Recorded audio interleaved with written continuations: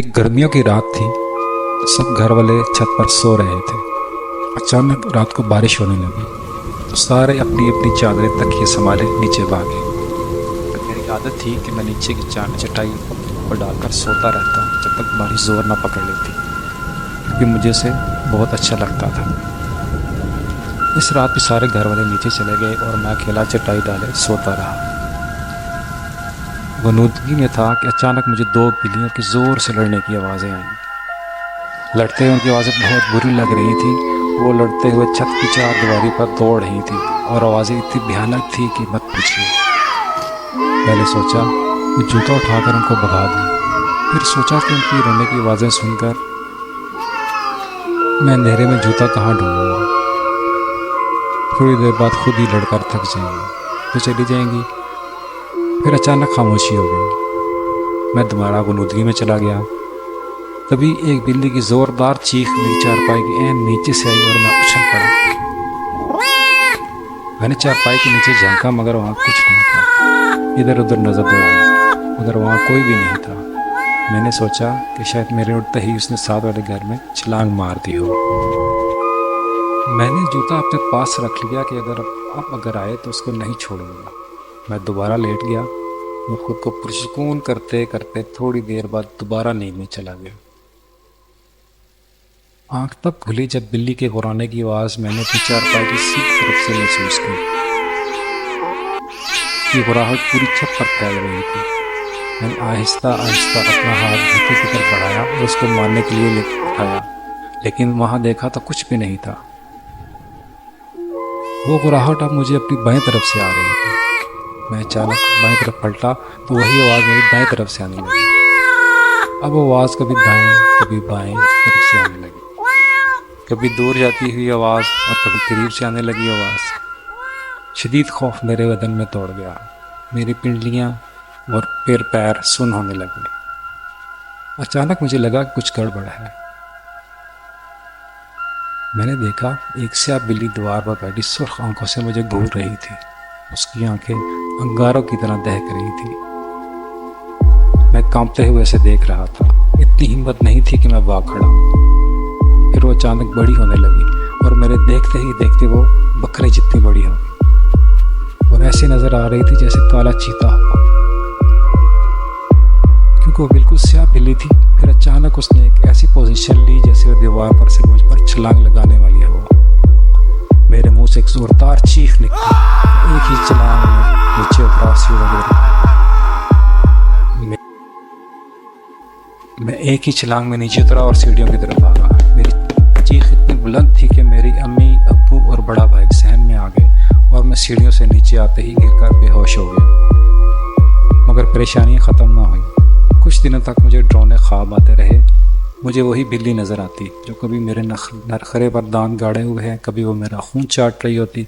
मैं नींद में चीखने लगा। फिर मुझे ख्वाब में भयानक लोग दिखाई देते। किसी का सर नहीं होता तो किसी का गोश्त लटक रहा होता।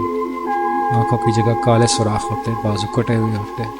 मैं बीमार रहने लगा, कमज़ोर होता चला गया। डर के मारे मैं घर से बाहर नहीं निकलता था। फिर मौली साहब दम करने आते, मुझे पानी पिलाया जाता। मेरी वालदा हर वक्त मुझ पर सूरह यासीन पढ़कर फूंकती। अफाका होता मगर फिर वही हालत, बैठे बैठे चीखें मारकर बेहोश हो जाता। एक रोज़ मैं अपनी अम्मी के पास गया कि वो मुझ पर कुछ पढ़कर फूंक दें। मेरी अम्मी मेरी तरफ पीठ किए अलमारी खोले कपड़े तय कर रही थी। मैंने अपनी अम्मी को पुकारा मगर उन्होंने मुझे कोई जवाब नहीं दिया। मुझे कुछ अजीब सा महसूस होने लगा। मेरा दिल जोर जोर से धड़कने लगा। मैं उनके करीब गया, उनको आवाज़ दी तो उन्होंने मुझे पीछे मुड़कर देखा, पर वो मेरी अम्मी तो नहीं थी। वो खौफनाक शक्ल की औरत थी। उसका रंग पागने जैसा था, आंखें उसकी सर्द और मुंह का धाना बड़ा था। वो हाथ फैलाए हंसी चली जा रही थी और मुझे अपनी तरफ बुला रही थी। उसके दांत चमक रहे थे। मैं तो पहले ही डर के मारे अपनी वालदा के पास दम करवाने आया था। इस औरत की शक्ल देखी तो वहीं बेहोश हो गया। जब होश आया तो मौली साहब मेरे सराहने बैठे कुछ पढ़ रहे थे। मेरे अबू शायद शदीद परेशानी में बैठे थे। मौली साहब के पूछने पर उनको मैंने सारी बात बताई तो वो सोच में पड़ गए। फिर इसी तरह के वाक़यात मेरे अलावा मेरे घर के दूसरे अफराद के साथ भी पेश आने लगे। कभी बाथरूम का दरवाज़ा अंदर से बंद होता, पानी की आवाज़ें बुलंद होने लगती, थोड़ी देर बाद दरवाज़ा खुल जाता लेकिन अंदर कोई ना होता। एक बार हम सब रात को टीवी देख रहे थे कि बिजली का बटन ठक से ऊपर हुआ और बिजली बल्ब बुझ गया। एक बार मेरी अम्मी की चारपाई कमरे के बीच में किसी ने खींचकर दूर कर दी जब वह सोई हुई थी। चीज़ें हम एक जगह रखते मगर हमें मिलती दूसरी जगह से थी। घर का हर फर्द डरा सहमा रहने लगा। कोई मेरे साथ नहीं बैठता था। सारे बहन भाई मुझसे गिन खाने लगे थे। कोई मेरे मुंह पर थूकना भी गवारा ना करता था। कॉलेज में दोस्त दूर रहने लगे थे।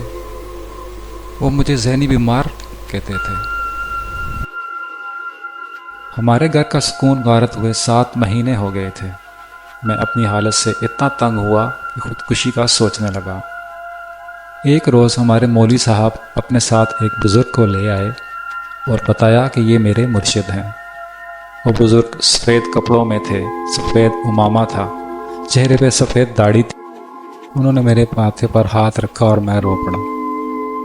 मेरे वाले साहब ने सारे वाक़यात उनको बताए और वो सुकून से बैठे सुन रहे थे। उनके होंठों पर ऐसी मुस्कुराहट थी और इतना सुकून था और चेहरे पर इतना नूर था कि दिल करता था उनको देखता ही रहूं। उन्होंने मेरे वाले साहब के साथ सारे कमरों का जायज़ा लिया। छत पर जाकर एक एक कोना देखा और साथ वालों की छतें देखी। हमारे घर में मोहल्ले की औरतों का रश लग गया जो उनसे पानी दम करवाने आ गई थी। वो मेरे करीब आके बैठ गए और उन्होंने अपने दाएं पैर का अंगूठा मेरे माथे के दरमियान में रखा और अपनी बंद आंखें करके कुछ पढ़ने लगे। मुझे ऐसा लगा जैसे कोई मेरी खाल को खींच रहा हो। मेरी चीखें नहीं रुक रही थी।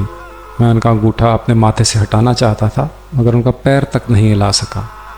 मेरा भाई मुझे बताता है कि वो 1 घंटे से ज़्यादा कुछ पढ़ते रहे और तुम्हारी दिलखराश चीखें सुनना हमारी बस से बाहर थी। आंखें खोली तो वो मुझे देख रहे थे। उनके चेहरे पर मुस्कुराहट थी। उन्होंने पानी मंगवाकर दम किया। आंखें खोली तो वो मुझे देख रहे थे।